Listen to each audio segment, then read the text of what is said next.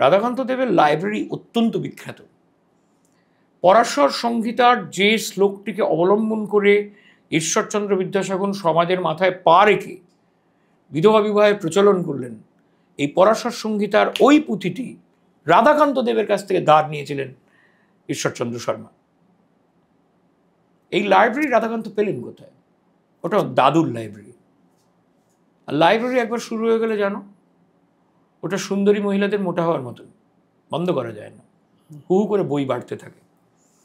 বেড়ে বেড়ে দেবেদের লাইব্রেরি একসময় একটা সাংঘাতিক জিনিসে পরিণত হয়েছিল।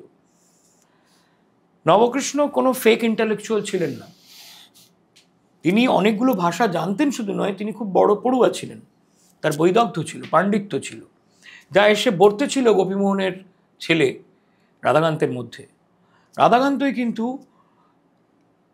মানে বহুদিন পর, পানিনি টানিনির পরে আধুনিক সংস্কৃত অভিধান তৈরি করেন, শব্দকল্পদ্রুম, ভলিউমাস।